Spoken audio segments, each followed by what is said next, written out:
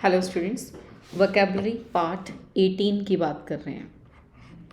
Vocabulary part 18 में सबसे पहले हमारे पास आते हैं सिनोनिम्स। सिनोनिम्स में आपको दे रखा है पहला वर्ड वेल, जिसका मतलब होता है घूंघट निकालना। एक इसका मतलब ये होता है घूंघट निकालना या पर्दा करना, घूंघट करना या पर्दा करना। वैसे इसका मतलब छिपाना भी होता है। अब इसी वर्ड का सिनोनिम अगर हम देखें तो उसका मतलब होता है कंसील करना, यानी कि हाइड करना, छिपाना, राइट। सिक्लूड का मतलब होता है किसी को अलग करना, अलग करना। मौन का मतलब होता है किसी चीज़ पे अपना शोक व्यक्त करना, विलाप करना, रोना धोना, विलाप करना, राइट। रिपेंट का मतलब होता है पछताना। नेक्स्ट वर्ड आता है रेकरेंट। रेकरेंट ऐसी चीज़ है जो बार बार होती है, बार बार होने वाला, बार बार होने वाला, घटित होने वाला। तो इसका सिनोनिम आता है हैपनिंग रिपीटेडली। पेक्यूलियर का मतलब होता है अजीब, नॉर्मल नहीं है ये चीज़, अजीब है, राइट। तो स्ट्रेंज इसका सिनोनिम आता है। प्रॉस्परस का मतलब होता है आगे बढ़ना, सफल होना, समृद्ध बनना, सफल होना, आगे बढ़ना, राइट, समृद्ध होना। और इसका सिनोनिम आता है थ्राइव, जिसका मतलब सफलता की ओर जाना होता है। चेरिश का मतलब होता है खुश होना, किसी पल को एंजॉय करना, खुश होना। प्रमोट का मतलब होता है तरक्की करना, उन्नति करना, राइट। रिच का मतलब आपको पता है अमीर। एमिनेंट का मतलब होता है जो प्रसिद्ध हो, राइट। तो इलस्ट्रियस इसका जो है वो आता है सिनोनिम। कॉन्फिडेंट का मतलब होता है जिससे आत्मविश्वास हो, आत्मविश्वासी, राइट, जिसे अपने आप पे भरोसा हो। ऑथेंटिक का मतलब होता है असली, जो बिल्कुल रियल हो। इंजीनियस का मतलब होता है ऐसा पर्सन जो बहुत अपने आप में ज्ञानी हो, राइट। ज्ञानी पर्सन को सरल, शुद्ध, राइट, ये इंजीनियस में आ जाता है। तो एक बार सारे ही वर्ड्स को ओमिट करके इंक को निकाल के फिर एक बार मीनिंग बताते हैं। वेल का मतलब छुपाना यानी कंसील करना। रेकरेंट का मतलब बार बार होना, हैपनिंग रिपीटेडली। पेक्यूलियर अजीब, स्ट्रेंज। प्रॉस्परस आगे बढ़ना, तरक्की करना। और मैं कहूँगी सफल होना, तो इसलिए थ्राइव इसका मीनिंग है। एमिनेंट का मतलब होता है जो बहुत प्रसिद्ध हो, इलस्ट्रियस। नेक्स्ट वर्ड आता है टर्न कोट। टर्न कोट का मतलब होता है जो आपके साथ धोखा करते, धोखा देने वाला, धोखेबाज, ठीक है, धोखेबाज। और इसका एंटोनिम आएगा लॉयल, यानी कि वफादार। डिसअपॉइंटिंग का मतलब होता है निराशाजनक, निराशाजनक। थ्रिलिंग का मतलब होता है रोमांच, रोमांच से भरा हुआ, ठीक है, रोचक, राइट। नेल बाइटिंग अच्छी आदत नहीं है, राइट। नाखून चबाना, और वो मोस्ट ऑफ द टाइम लोग एंजाइटी में करते हैं। इनोग्रेट का मतलब होता है किसी चीज़ का उद्घाटन करना, यानी किसी चीज़ को शुरू किया गया, उद्घाटन करना, राइट। ये कहलाता है आपका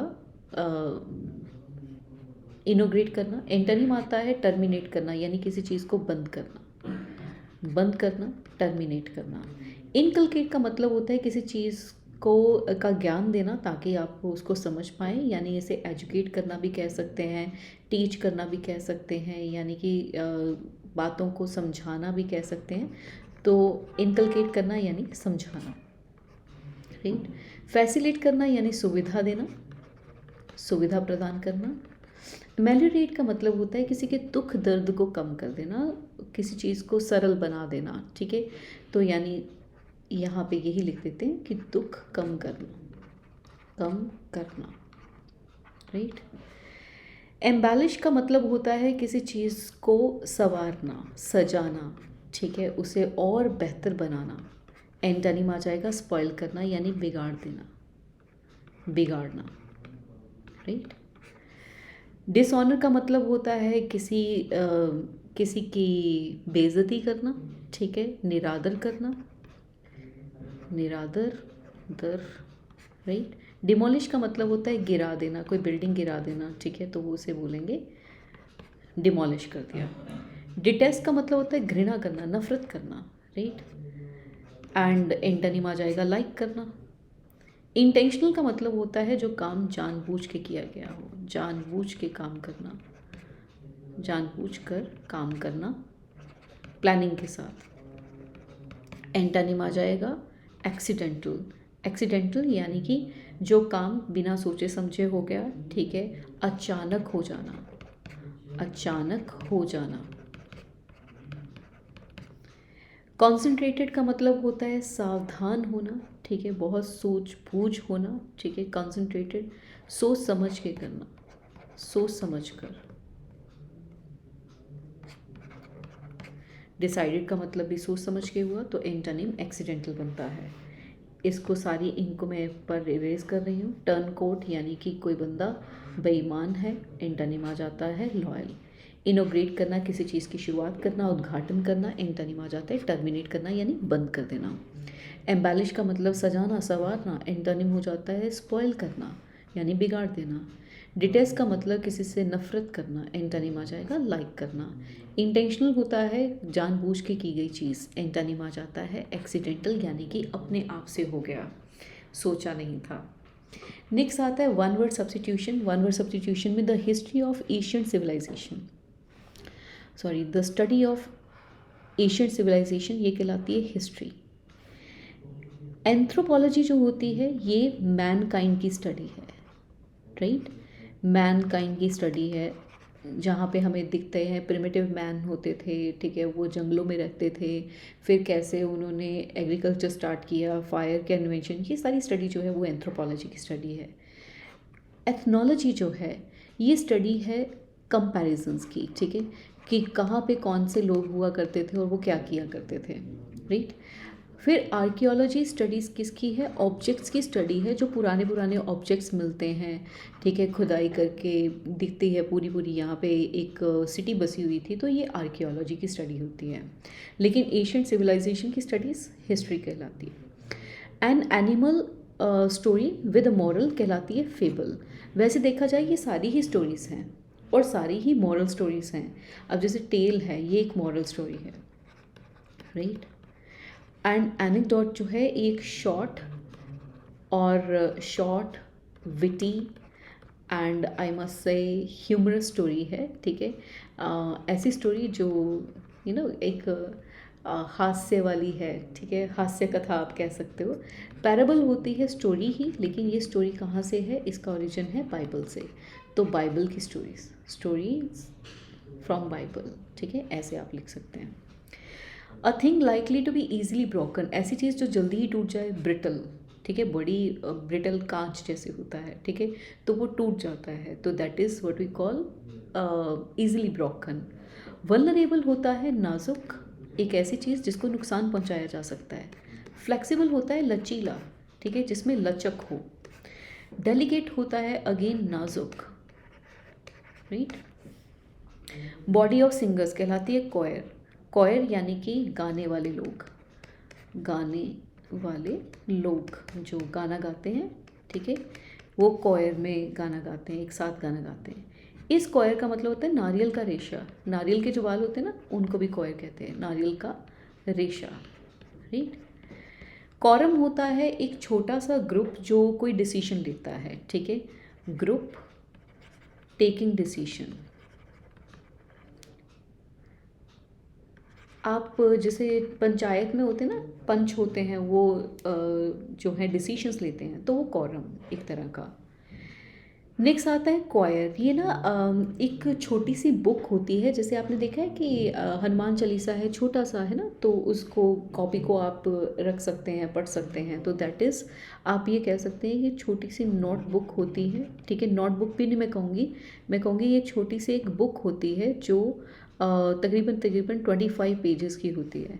सी वो सारी इंक हट गई है तो आप वीडियो पोस्ट करके कर सकते हैं। 25 पेजेस की बुक, राइट।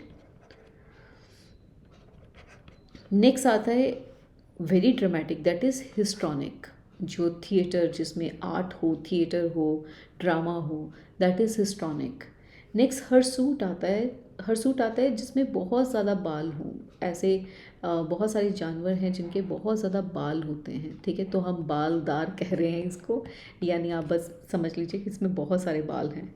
हॉरी का मतलब होता है सफ़ेद, और ये एक नेगेटिव वर्ड आता है क्योंकि डरावना सफ़ेद होता है ये, ठीक है, और एक बैड पिक्चर देता है। जैसे आपने देखा है कि कभी आप कोई दुख का जो सीन दिखाते हैं मूवी में, वो ऐसे दिखाते हैं जैसे धुंध पड़ी हुई है या बारिश हो रही है, तो बड़ा हेजी सा वाइटनेस और चारों तरफ दिखाते हैं, तो दैट इज़ व्हाट हॉरी। हिपोक्रेटिक, पहले तो यहाँ पे हमें इस वर्ड का मतलब पता होना चाहिए। हिपोक्रेट्स, हिपोक्रेट्स ये एक ना फिजिशियन थे ग्रीक के, जो कि लोगों का इलाज करते थे, और ये हमेशा इलाज जो करते थे वो पैसे के लिए नहीं करते थे, वो सर्विस के लिए करते थे, मैन काइंड के लिए करते थे। तो जब भी कोई डॉक्टर बनता है तो वो हिपोक्रेटिक ओथ लेते हैं कि मैं हमेशा मरीज़ों की हेल्प करूँगा, ठीक है। आप देखना 24 घंटे डॉक्टर जो हैं वो ड्यूटी पे होते हैं।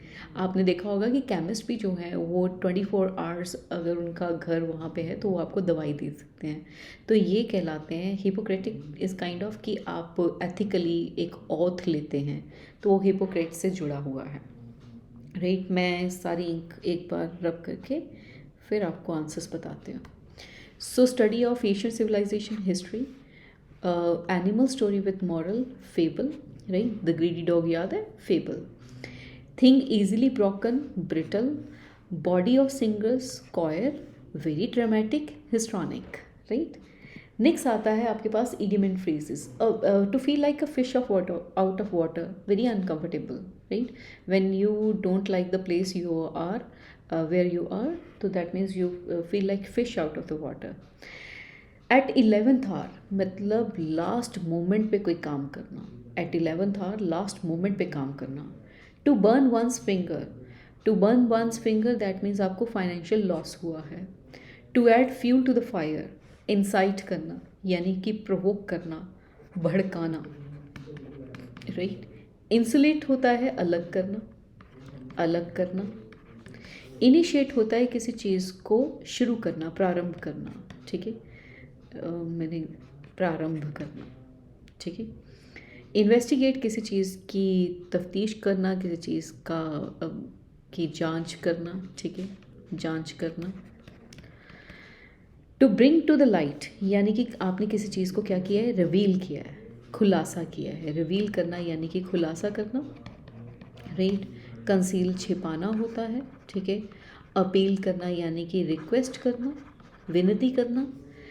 टू प्रोवाइड ल्यूमिनेंस, ल्यूमिनेंस का मतलब होता है चमक, ठीक है, चमक दे देना, चमका देना, right.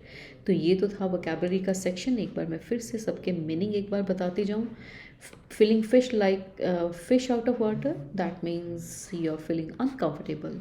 Eight the 11th hour यानी कि लास्ट मोमेंट पे काम करने वाले। To burn one's finger, that means to suffer financial losses. To add fuel to the fire यानी कि भड़का दिया मामला, ठीक है। To incite, to bring to the light यानी किसी चीज़ का खुलासा करना, दैट इज़ टू रिवील।